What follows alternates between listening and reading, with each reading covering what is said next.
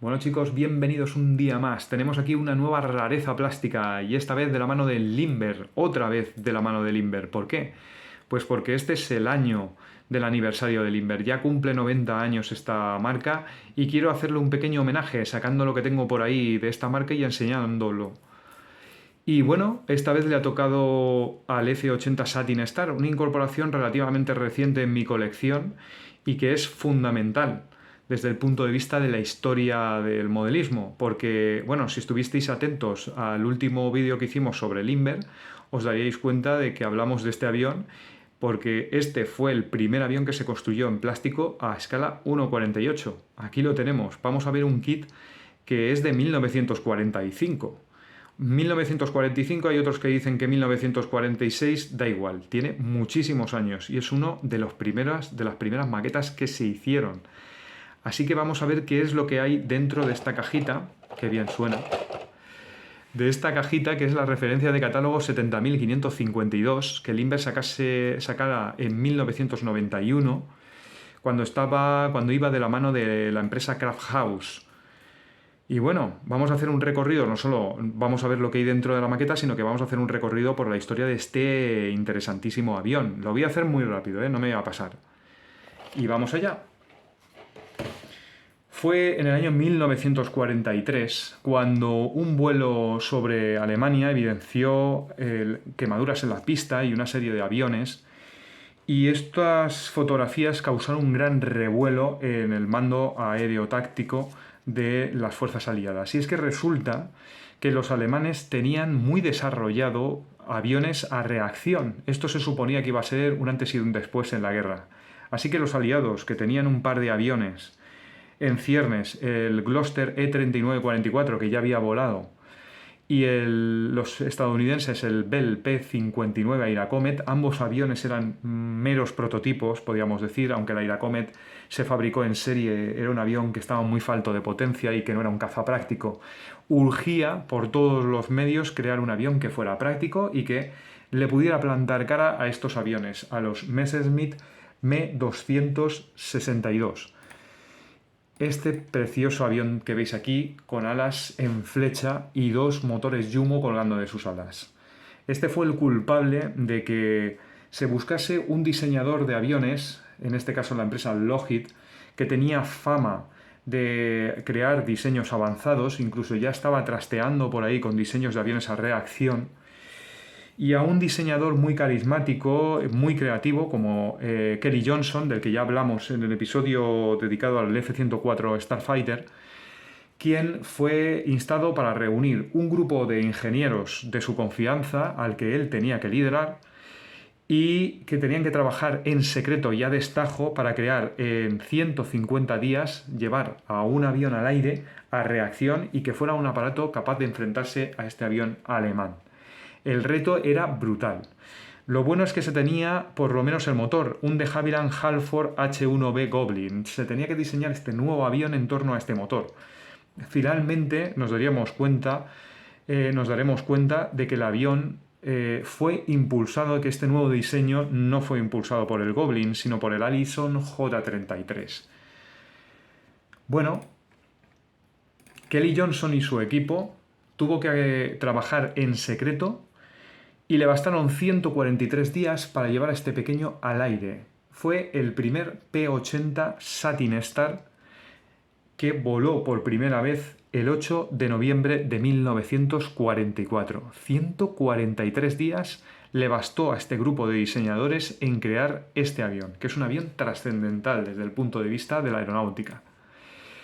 Y aquí vemos el logotipo que define a los Skunk Works, a esa oficina de proyectos avanzados de Lockheed que creó aviones tan trascendentales como el avión que os estamos diciendo. Este fue su primer producto, el F-80 Satin Star, pero también crearía aviones tan importantes como el Lockheed U-2, el avión espía estadounidense, el SR-71, ese avión de reconocimiento de Mach 3, y el avión F-117 Stealth, que es ese aparato que tanto nos llamó la atención a los niños que vivimos a finales de los 80, con sus formas triangulares, con ese fuselaje con formas triangulares que era completamente invisible al radar. Seguro que lo conocéis.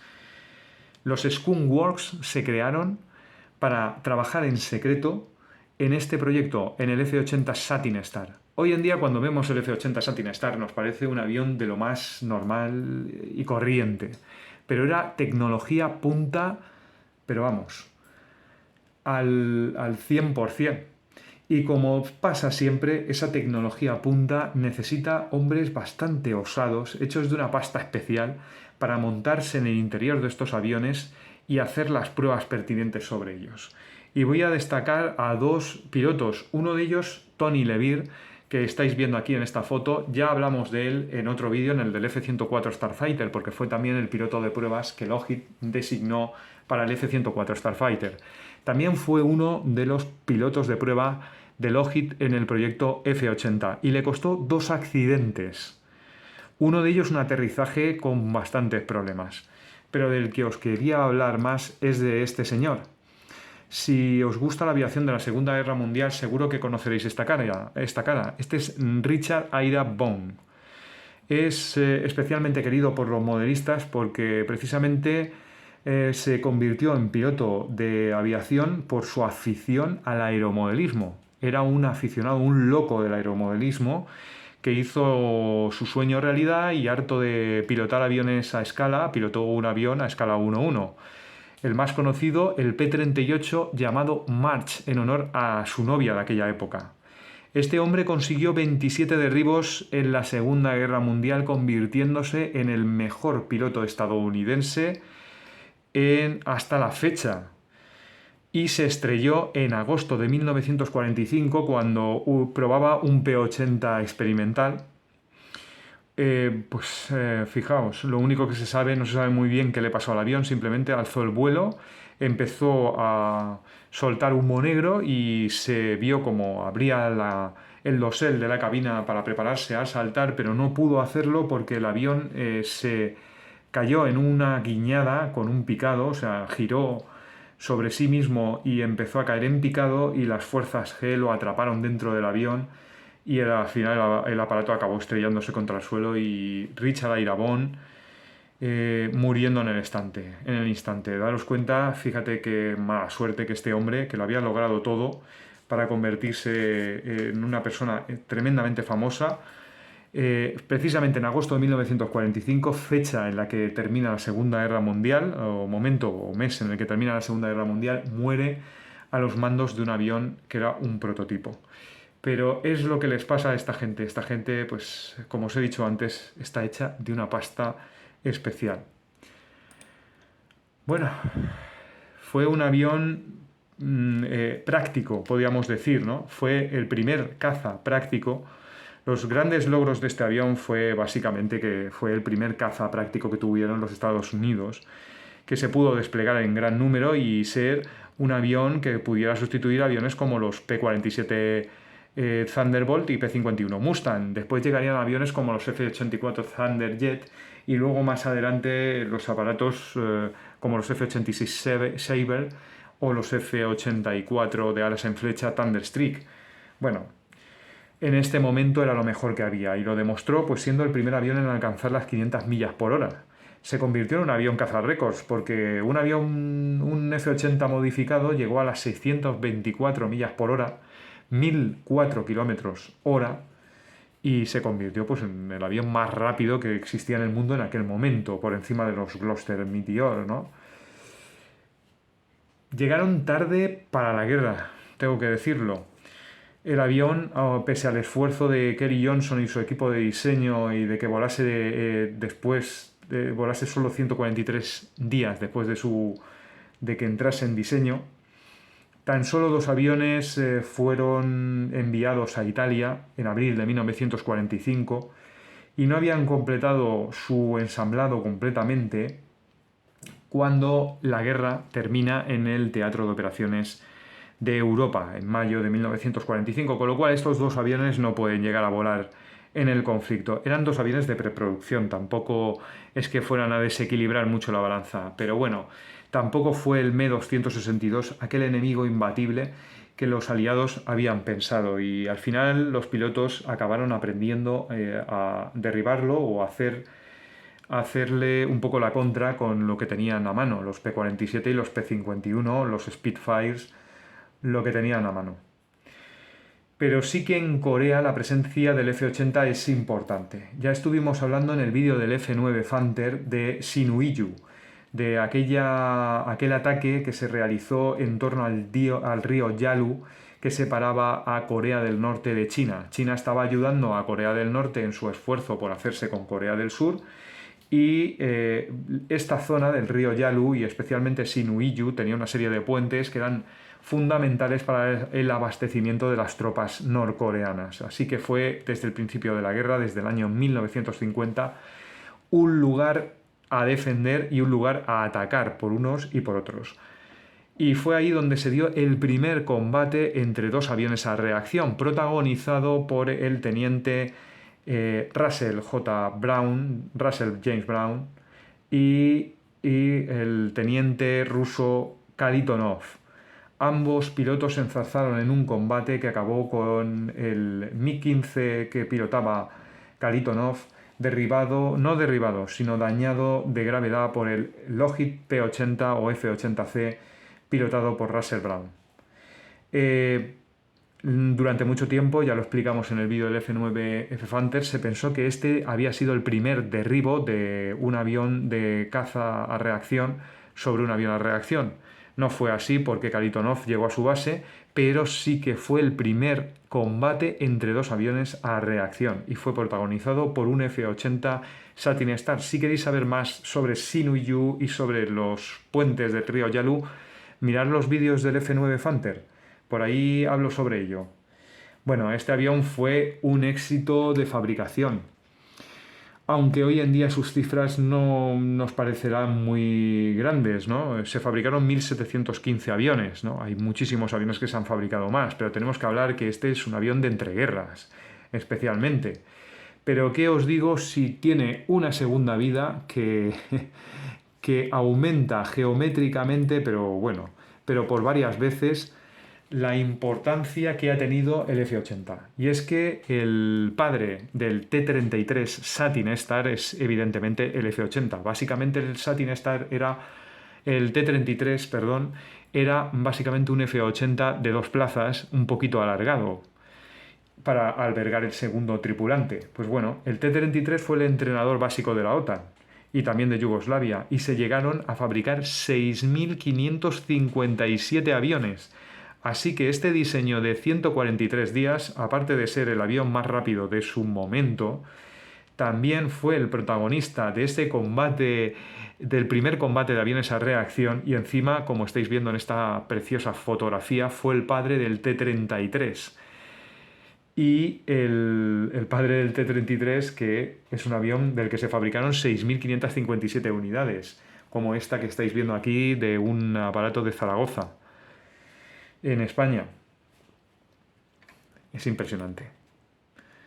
Pero bueno, no solo fue un aparato que está en la base del T-33, sino que también inspiró a muchísimos diseños de la empresa Lockheed, algunos de ellos pues con cierto éxito, y algún diseño que no es de Lockheed, como vamos a ver. Aquí estáis viendo la versión naval, realmente de los marines, del F-80C Satin Star. Este aparato es el TO-1 Satin Sea Star, creo que se le llamaba a este avión, Sea Star. Pero bueno, el F-80 Satin Star también está detrás de este interceptor de radar, un interceptor todo tiempo que podía operar bajo cualquier condición climática y por la noche, más o menos, con la tecnología de aquellos años, como es este F-94 Starfire. Uno de los primeros reactores, el primer reactor con esta tecnología que tuvo Estados Unidos en ese momento. El F-94 Starfighter evolucionó añadiéndole un posquemador, como veis en esta parte de aquí atrás, y añadiéndole el sistema Mighty Mouse de cohetes tanto en las raíces, en un encastre en las raíces alares, como en unos alojamientos en el morro. Otros cambios, como cambios menores en los asientos eyectables, aviónica, sistema de tiro y radar, hicieron de este F-94C un avión pues prácticamente diferente al F-94A y B. Incluso tenían los timones, o sea, las superficies de control, o los estabilizadores traseros, los tenía flechados. O sea, hay diferencias muy importantes, pero en base, como estáis viendo, recuerda muchísimo a un Lockheed T-33 o Satin Star o a un F-80 Satin Star. Hay más diseños. Aquí tenéis otro que también a mí me encanta. Este es como un F-80 no sé, con esteroides, ¿no? Alas en flecha, dos motores, unas formas muy aerodinámicas. Es el XF-90, un avión que finalmente no llegó a entrar en producción, del que creo recordar que se hicieron dos prototipos. En aquella época los cambios en aviación se sucedían tan rápidamente que aviones tan futuristas como este eran dejados en la cuneta al poco tiempo. Impresionante, aunque tiene unas pintas desde luego muy muy bonitas. Este que estáis viendo aquí es el T1, T1 Sea Star.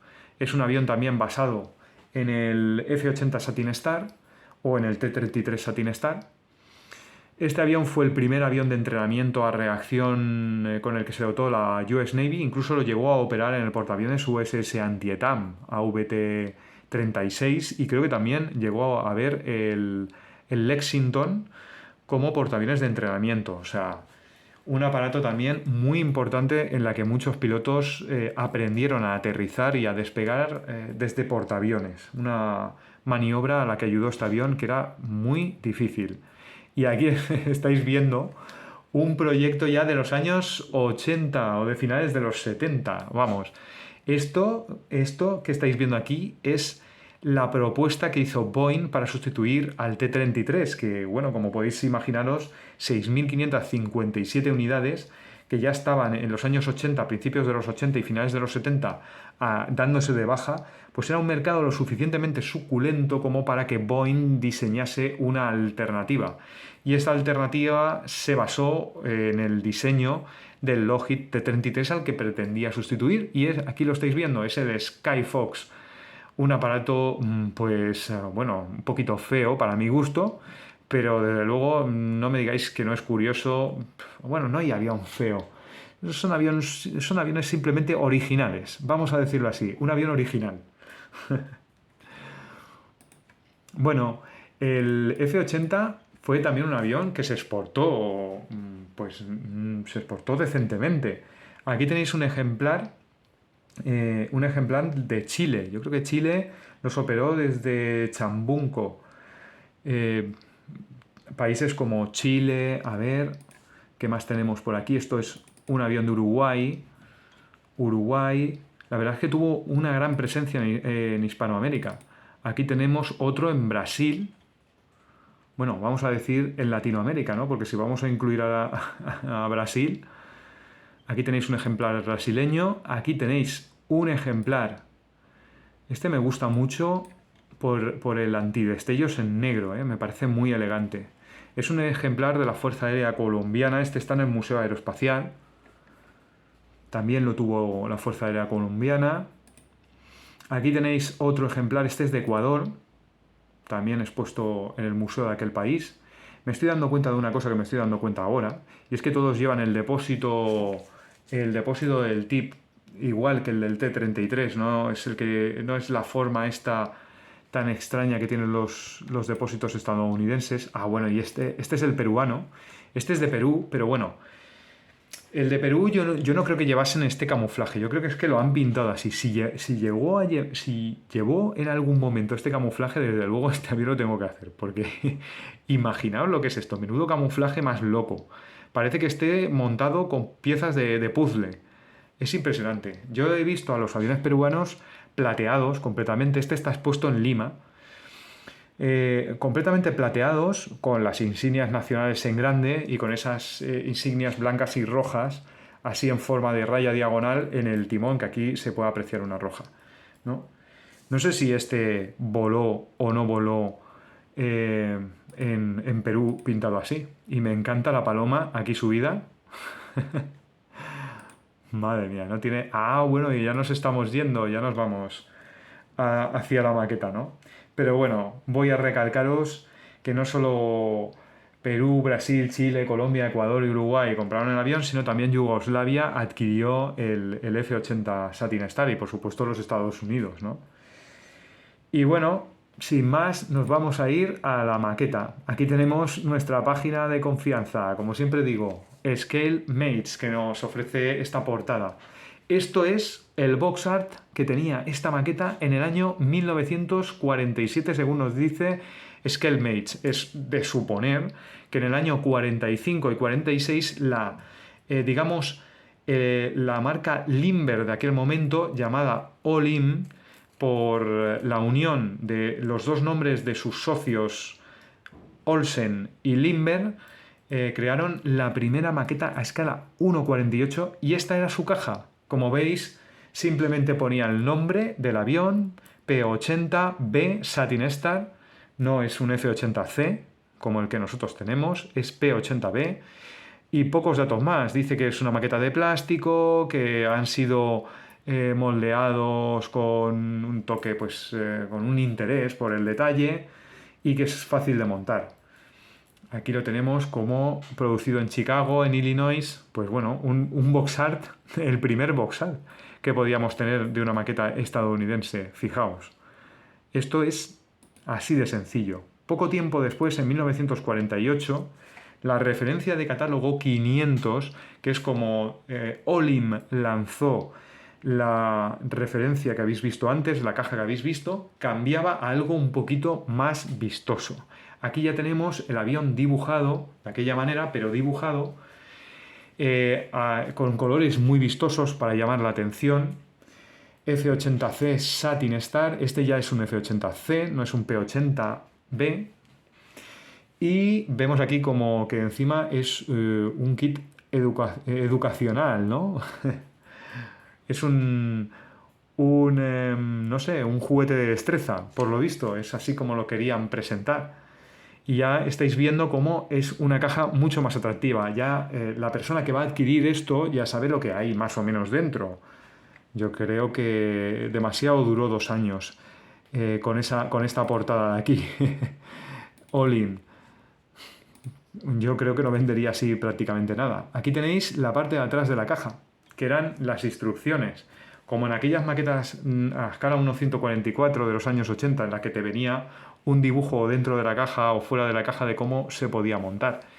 Y aquí estamos viendo pues la simplicidad de la maqueta, que constaba de, no sé si eran de 20 piezas o de 23 piezas o una cosita así. A lo mejor las debería de haber contado, pero mira, si queréis las contamos en un momentito, porque aquí tenemos en los dos. 1, 2, 3, 4, 5, 6, 7, 8, estos 9, 10, 11, 12, 13, 14, 15, 16, 17, 18, 19, 20. De 20 piezas. Un kit de 20 piezas. Pero bueno, fue el primero a escala 1:48. La primera maqueta que se realizó a escala 1:48. Esta referencia que estáis viendo aquí, 1948, ya con una caja un poquito más vistosa. Y representa a este avión que estáis viendo aquí. Este es un F-80 Satin Star del Escuadrón de Caza 94, basado en 1947. Fijaos los años de los que estamos hablando, ¿eh? Te estaban sacando algo muy moderno, algo que estaba de actualidad. Y estamos hablando de aviones de 1947. Este avión estaba basado en Lathfield, Alaska.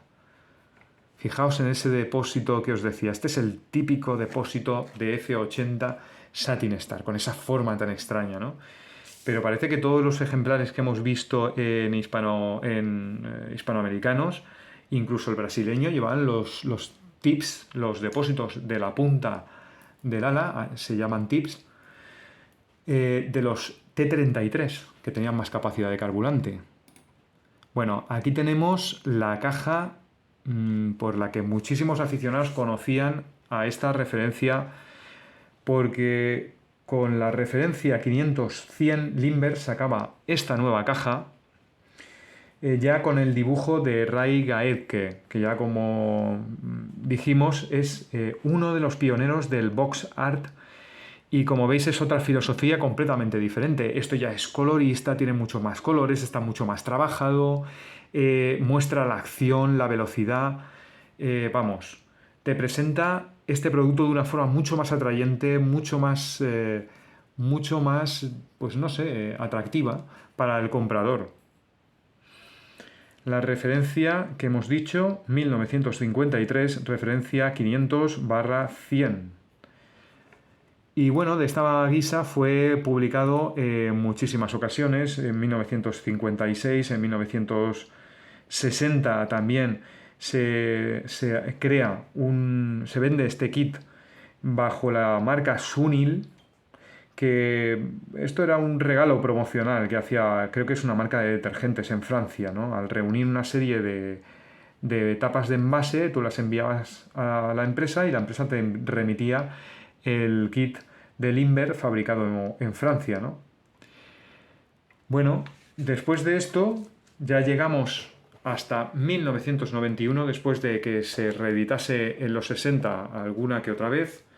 Llegamos a 1991, cuando ya RPM y Craft House se hacen cargo de Lindbergh y lo vuelven a reeditar. En este caso yo tengo la sospecha de que fue en este preciso momento cuando Craft House simplemente no se quedó con la maqueta de Lindbergh, sino que la reeditó haciendo cambios en el molde, incluyendo nuevas piezas, entre comillas, súper detallando alguna que otra pieza.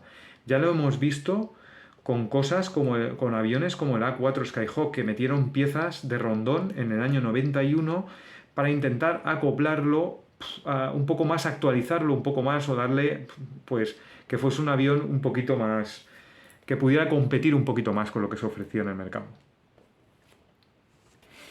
Bueno, a nuestro avión le sucede esta caja que estáis viendo aquí.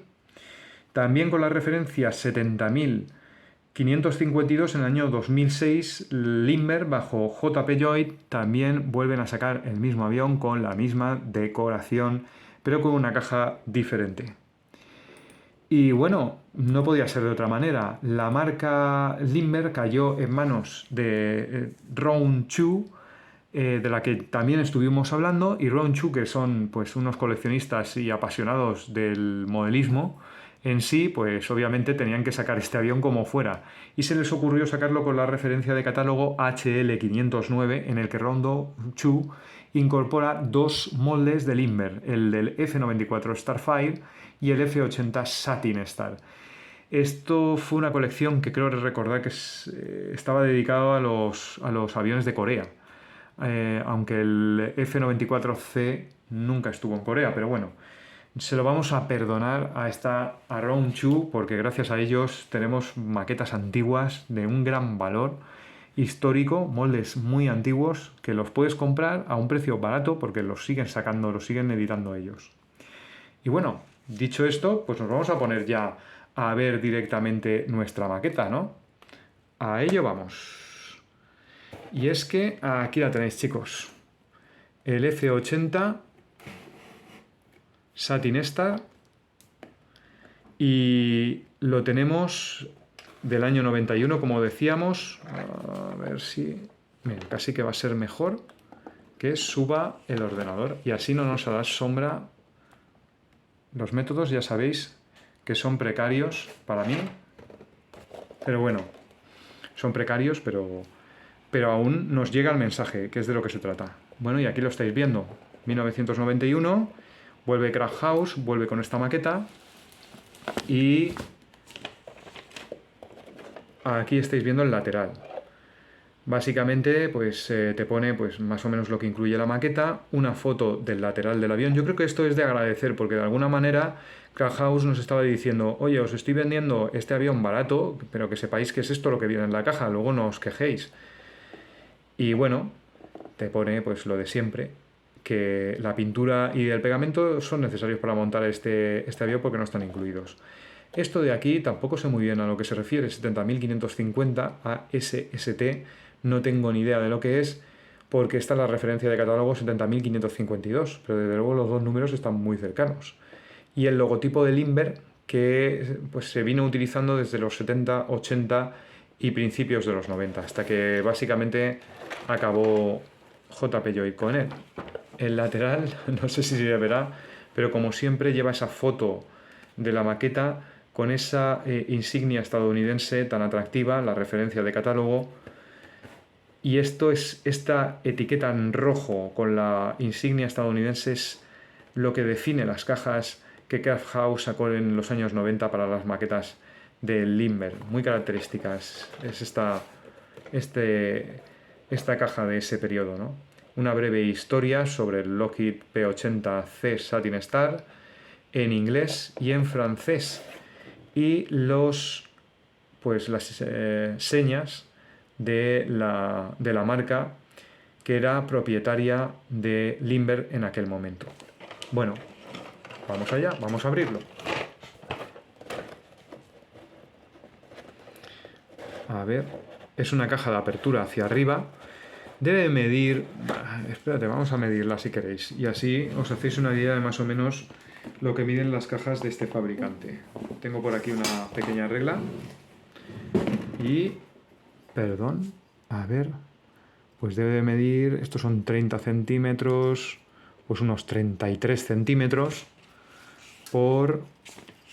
A ver... 33 centímetros por 15 centímetros, 15 y un poquito más, 15 y medio de ancho. Es una caja mediana, no es una caja muy grande. Os adelanto que este kit ya tiene 31 piezas, con lo cual también es un kit con muy poquitas piezas, muy poquitas. Y vamos allá, uy, siempre me pasé, con lo que encontramos dentro de la caja. En primer lugar tenemos esto de aquí. Y es que Limber, como siempre, le intenta que rellenando esto de aquí lo enviemos por correo y así nos podamos hacer con una copia del catálogo de Limber. Yo vi hace ya muchísimos años, y quizá lo tenga mi hermano mayor, no sé dónde lo vi, pero vi un catálogo de Limber de principios de los años 90. Debía de ser eso lo que regalaban. Tenemos una hoja de instrucciones, que luego la veremos en profundidad. Las calcas, que estas sí que las vamos a ver. Las calcas son brillantes, son finas. Su impresión es regular, como estáis viendo, pues hay pequeñas cosas que son muy mejorables. En primer lugar, algo que no vais a alcanzar a ver son los letreros que lleva este simbolito de aquí, que está justo debajo de la cabina, del cockpit del avión, ¿no? Eso debería de verse más definido, pero en esta maqueta pues no se ve muy bien. Para mi gusto, las insignias estadounidenses son de un azul muy claro. Quizás sea porque la insignia de escuadrón lleva ese azul y en vez de utilizar dos juegos de azules para hacer las calcas han utilizado solo uno y se han quedado como un poquito más claras. Luego también vemos que no está especialmente bien centrada las banderas que estáis viendo aquí, que son otra calca que, bueno, como veis, sobre todo la Union Kill de los ingleses está bastante mal, pero bueno, ahí lo tenemos. No están mal del todo las calcas, de todas formas las vamos a utilizar para montar un avión que ya os adelanto que no se va a poder montar como un estándar de concurso. Así que, ¿qué más queréis? Pues lo que hay. Unas pegatinas que van a ir genial en nuestro modelo y que tampoco se le puede pedir un gran alarde para hacer este avión. Si queréis hacerlo de estándar de concurso, os deseo toda la suerte del mundo y os recomiendo que cojáis otras calcas. Seguro que están las de este avión, que es muy vistoso, también disponibles para hacer un F-80. Bueno, vámonos a las instrucciones. Aquí lo tenemos. Un breve repaso que en varios idiomas nos indica que Limber es una empresa de RPM, que a su vez es una empresa de Craft House, y que nada, que estamos montando, tenemos un kit a 1.48 y tenemos instrucciones en inglés, español, italiano y alemán. A ver, No, perdón, italiano no, francés y alemán. Bueno, una serie de signos que nos van a indicar en los procesos de montado, nos van a aparecer en los procesos de montado y que el fabricante pues, nos dice aquí en las instrucciones pues, lo que va a ser, lo que vamos a tener con ellos, lo que significa, ¿no? El primer paso, como veis, es el montaje. Muchos diréis, oye, que está bastante bien esta maqueta para ser del año 45, ¿no? Porque tienes un piloto, un interior, una bañera donde va el piloto. Todo esto, todo esto de aquí yo creo que es algo nuevo incluido en 1991, sinceramente. Pero bueno, aquí lo tenemos, un asiento eyectable más o menos detallado, vamos, con 4 piezas y el piloto ya tienes el interior montado. La segunda fase es el montaje del fuselaje, como veis en 2 piezas que también tienen pues una zona. Uy, esta zona es muy curiosa, porque esta pieza de aquí se mete dentro, nos va a fingir que hay algo dentro de la toma de aire, y cuando nos vamos a la foto que nos han hecho en la maqueta, esto está vacío, pero vacío, aquí dentro no hay nada, por aquí adentro no hay nada. O sea que eso debe de ser un añadido posterior al montaje que se hizo de la caja. Pero bueno, es de agradecer también. Luego por aquí tenemos la fase 3 de montaje, donde ya tenemos el fuselaje montado y montamos las alas y el panel de los pozos que va en el centro del avión. No tenemos ninguna tobera de expulsión de gases ni nada por el estilo. Una cuarta fase, la cabina y el montaje del timón de dirección y las superficies de control. Aquí ya prácticamente tenemos el avión en el paso número 4 ya hecho. Es que es un avión muy simple, como veis. Y aquí tenemos el montaje de los 2 depósitos de combustible, esos depósitos de combustible de los que aludíamos antes. Y un detalle importante, y es que el pozo delantero, como podéis ver aquí, tiene profundidad. Vaya. El paso número 6, montamos el tren de aterrizaje delantero, con sus 2 compuertas, tampoco excesivamente detallado, como tampoco lo están el tren de aterrizaje trasero o el principal, con sus 4 compuertas y sus ruedas que vienen moldeadas aparte. Te indica que le pegues tanto la matrícula como la insignia nacional, porque puede ser que luego te estorbe para el montaje de las ruedas. O sea, te estorbe pegarle la pegatina para el montaje de las ruedas, me imagino. Y por fin las instrucciones de pintura, que como veis pues son un poco extrañas. Estamos acostumbrados a ver un avión de planta, alzado y perfil, y en este caso pues lo vemos aquí en una perspectiva caballera en el que aparecen las pegatinas y la pintura, ¿no? Básicamente pues aluminio es como iría pintado. Es que tampoco tenía mucha complicación este avión. Y aluminio, y el antidestellos creo que eres... Bueno, es negro el antidestellos. No tiene más. Una cosa que me parece muy curiosa es, bueno, ¿y yo cómo pinto el interior? ¿No? No te viene especificado en qué colores va pintado. Pues bueno, yo creo que sí que viene especificado. Debe de ser esto de aquí, el 13, el 11, el 10, 12, 14, pues no. A ver si esto tiene algo que ver. Vamos a verlo. Aquí hay una serie de pinturas. No te viene. No sé por qué nos pone esos numeritos tan pequeños. ¿Por qué pone 1, 2, 3, 4? A lo mejor los números más pequeños, o sea, el número grande es el paso de las instrucciones. El número rodeado por un círculo debe de ser las fases de montaje. O sea, primero monta el piloto con el asiento. Luego la segunda fase, el piloto y asiento en la bañera. Y la tercera fase, pega el cuadro de mandos, la palanca de dirección en la bañera, y en la cuarta fase el cuadro de mandos en la bañera, ¿no? O sea, un poco el orden de montaje que tienes que seguir. siendo el número pequeño el número de la pieza. O sea que no te pone tampoco de qué color tiene que ir pintado. Eso está muy bien lo de los pasos, porque hay veces que te vuelves loco, empiezas a montar cosas y dices, Dios mío, ahora no me cabe no puedo meter la palanca de mandos, ahora qué es lo que hago. Nada que unas buenas piezas no puedan solucionar, pero en fin, no hace falta. Ya te está dando el orden que tienes que seguir. Pero, desde mi punto de vista, se queda corta las instrucciones porque no lleva las instrucciones de pintura. Bueno, vámonos al lío. Y el lío es esta bolsita que tenemos aquí. A ver, hoy no tenemos a Póker que se sienta aquí en la caja. Está echando una siesta. ¡Uy! ¿Qué es esto que hay aquí? Pero bueno. Voy a apagar esto y así vamos a verlo mucho mejor. Aquí tenemos la cúpula. La cúpula, desde mi punto de vista, es una cúpula muy chata, muy aplastada.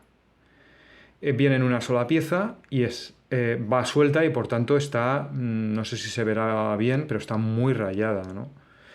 Deberían pues, de estar, como hemos visto en el Mirage 3 de PM Model, debería de ir en una bolsita transparente para que no se rayase. Pero bueno, en este caso no viene así. Y luego la cúpula, desde luego, es muy chata. Tengo que deciros que el prototipo era un avión que tenía una cabina un poquito más chata, más aplastada que los aviones originales. Así que tenemos ya nuestra primera pieza y nuestra primera queja. Pero bueno, vamos a ver, no nos podemos poner exquisitos. Estamos hablando de un avión de 1945 y aquí tenemos las dos piezas del fuselaje, que como veis lleva el pozo delantero, desde mi punto de vista un poquito exagerado, un poquito grande. El morro pues lleva una forma incorrecta de hacer las tomas de aire. Tendrían que ser unas tomas de aire que saliesen un poquito más hacia afuera, quizá el morro un poquito más fino, un poquito más estrecho de aquí y algo más anchas las tomas de aire, porque se quedan como muy pequeñas.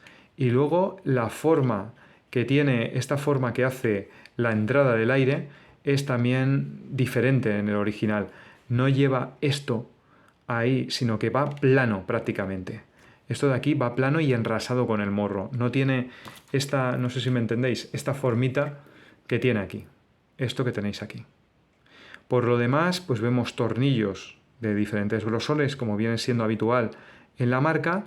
Los paneles, muchos de ellos son paneles hacia arriba, paneles en relieve, aunque las zonas de más movimiento, como son los paneles del morro, esta parte de aquí es el registro que se abre para las ametralladoras, para armar las ametralladoras, que son estas 3 Browning de 12,7 que estáis viendo aquí, y que por supuesto no vienen aparte, sino que están moldeadas con el avión. Pues esos paneles de más movimiento son paneles incisos. Aquí también veis en la superficie, en la parte superior, algunos paneles hechos de esa misma manera.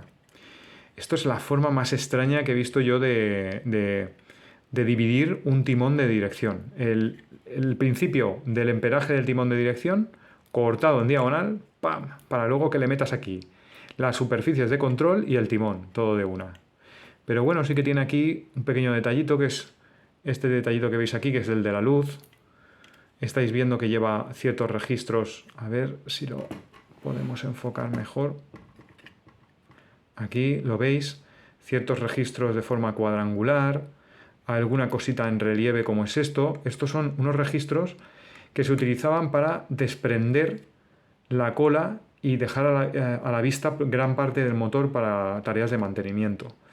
Una cosa que no me gusta de estas maquetas, no sé por qué se da, no sé si es porque se moldea demasiado rápido o por la forma en la que está hecho el molde, son estos rechupes. Los rechupes son hendiduras, son bollos que crea, pues este tipo de la necesidad de plástico que genera esto. Como aquí hay tantísimo plástico, se mete hacia adentro. a ver si enfoca, se mete hacia adentro y veis ahí el bulto. Y esos bultos pues hay que taparlos y te puedes cargar parte del detallado al taparlos. Aquí en el morro tiene otro. Pero bueno, y este es fundamental. Esta parte de aquí abajo también hay que rellenarla con masilla, lijársela, vamos. En fin, en todas las zonas así que tiene alguna unión de pivotes, lleva un rechupe. Gracias a Dios, esto que lo han añadido aquí, que es lo único que va a hacer que no se vea que el avión está vacío por dentro, este mamparo que le han hecho aquí, no ha generado tampoco un rechupe. Como veis, el interior pues es muy vago, la verdad. No tiene prácticamente nada. Pero bueno.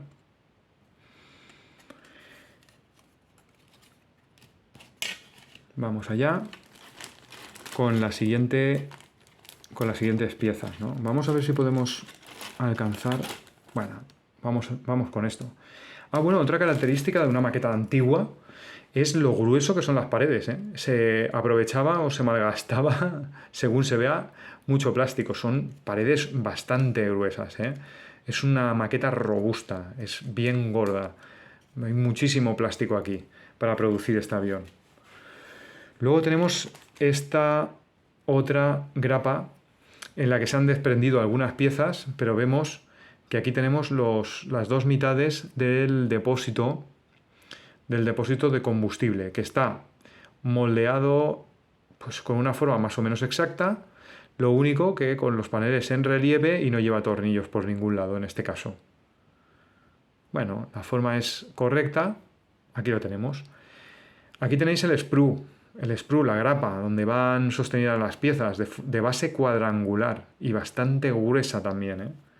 Y como veis, cortado en 1000 partes. Yo creo que esto es que se moldeaba en una plancha enorme todo el kit y luego tenían un operario que iba cortando la grapa para que las piezas te cupiesen en la caja.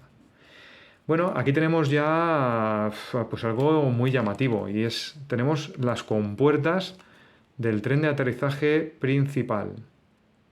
Ahí la estáis viendo, con un enorme rechupe y bastante gruesas. Estos que son realmente dos compuertas, una que se superpone sobre la otra.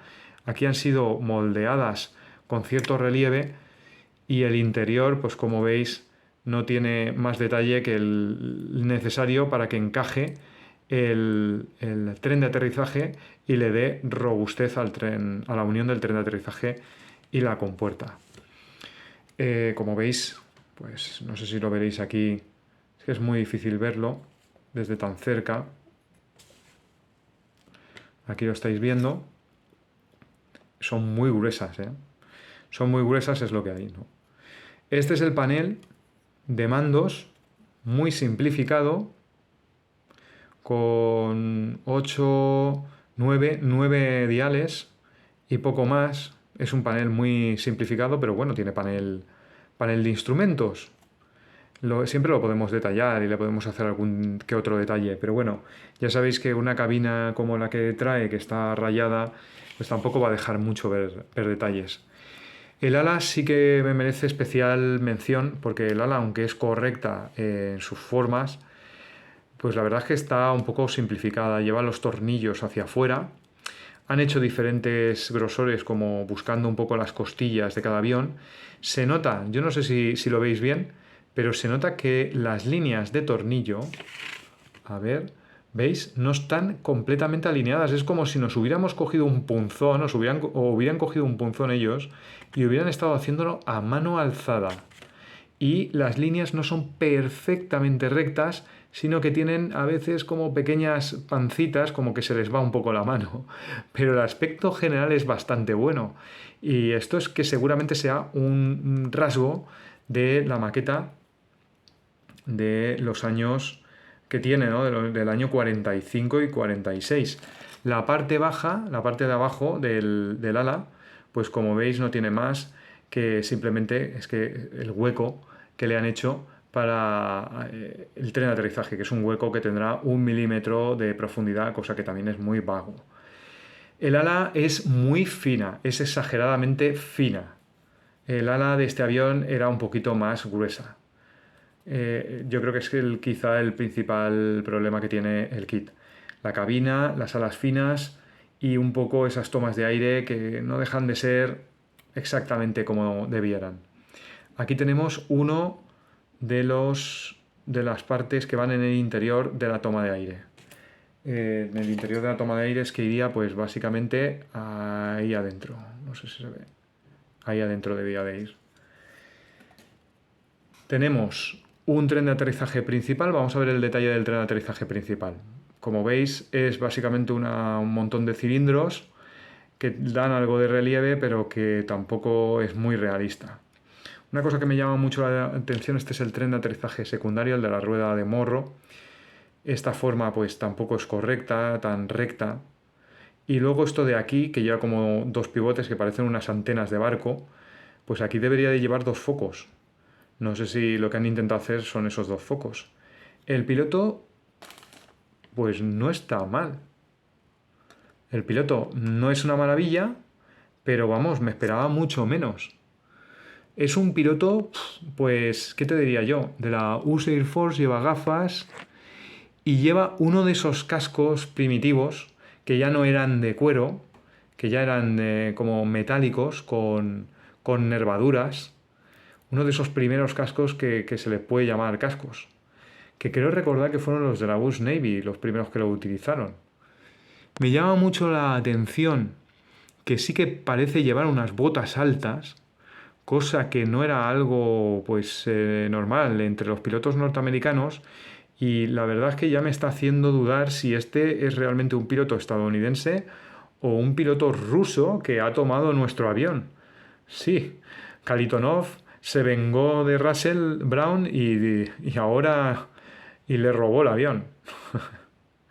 Pero bueno, aprovecharían el molde de un piloto que tuviera más o menos bien hecho y este piloto es el que lo han utilizado para meterlo ahí. Pero ya os digo, es que ese casco, ostras, es que ahora que lo miro, me da a mí la sensación de que es un piloto ruso, es un piloto soviético, de los de la primera época de aviación a reacción, o sea, de un MiG-15, por ejemplo. Aquí tenemos otra grapa con el otro ala. Este sería el ala de babor. Y las compuertas del tren de aterrizaje, parte de las compuertas del tren de aterrizaje principal. Como vemos, con dos grandes círculos aquí, dos expulsores, eso que expulsa a la maqueta del molde cuando ya se ha creado. Y vamos, pues también un detalle muy vasto, el de los marcos que lleva, pero bueno, un detalle a fin de cuentas y algo que seguramente se mejoró en el momento de ese retooling que se le hizo, yo creo que en el año 91, a este molde. Y digo que creo en el año 91 porque he visto fotos de kits por ahí que vende la gente de segunda mano de los años 50, bueno, de los años 60, y todos llevan base y llevan no llevan el interior hecho, ni tampoco llevan muy detallados las compuertas del tren de aterrizaje. O sea que yo creo que eso fue una cosa que se le ocurrió a este fabricante, a Craft House, perdón. Otra cosa mala, estos son las superficies de control. Fijaos en esto, dos expulsores en medio de ellas. Además ya salía la foto de la maqueta. Son extremadamente finos, son planos por abajo, o sea, es plano esto, prácticamente no tiene forma de perfil de vuelo, ¿no? Esa forma que es también un poquito combada por aquí abajo, pues nada, esto es combado por arriba y recto por abajo. Esto ya sí que afea un poquito nuestra maqueta, pero bueno, lo vamos a volver a decir, es que es una maqueta del año 45. El valor que tiene esta maqueta lo tiene pues simplemente con una pieza de coleccionista. Y aquí vemos las ruedas del tren de aterrizaje principal, con ese enorme, pues no sé cómo decirlo, tapacubo que llevan aquí, que tampoco lo lleva el real, tan exagerado. Pero bueno, ya tienen una formita las llantas, ¿no? Aquí, bueno, ostras, pues esto no es el tapacubo, esto es el freno. Estos son los tambores de los frenos, seguramente. Y aquí tenemos por el otro lado y esas aristas, que si os fijáis, esto ya es una filigrana para el Limber. Lleva los radios y lleva un agujerito entre medias como lleva el Real. Oye, esto es bueno. Para la maqueta, lo que es y los años que tiene. Esto no está nada mal. Bueno, vamos a seguir mirando. Este es el timón. Este es el timón de dirección. Ninguna queja, quizá esto demasiado exagerado. Esto iría aquí. Fijaos. Desde mi punto de vista, pues hombre, el añadirlo aquí, pues lo podían haber hecho en una pieza y haberse complicado menos la existencia. O sea, haber hecho pues una parte del timón con esta pieza, otra parte del timón con la otra pieza y un hueco, como también se hacía mucho en la época, para meterle las alas así. Metérselas por aquí por el hueco, ¡fum!, se las metías y se quedaban acopladas. Pero bueno, decidió Limber hacerlo así. Realmente era un pionero porque estamos hablando de la primera maqueta a escala 1.48. Vámonos de nuevo al timón y así lo vemos. Como veis, la superficie móvil es grabada hacia adentro y lo demás tornillería.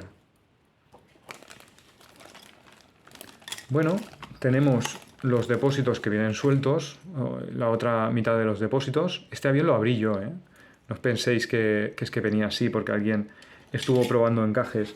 De hecho no he probado encajes, pero desde luego esta parte, que es muy interesante verla, esta parte pues tampoco se parece al Real. Le han intentado hacer una profundidad en esta parte de aquí, de los pozos del avión, pero con esa forma tan extraña, pues yo creo que el encaje no va a ser muy... A ver, no, perdón. Así. El encaje... Bueno... Oye, pues lo mismo se salva el encaje de esto, Lo mismo no está mal del todo. Esa es la parte central, donde aquí iría un ala, ahí iría otro ala. Y bueno, lo único es que no se parece nada a los pozos de un F-80, pero bueno. La otra piececita que finge ser pues el interior del avión, a ver, no sé si será la de este lado. Vamos a intentar ponérsela.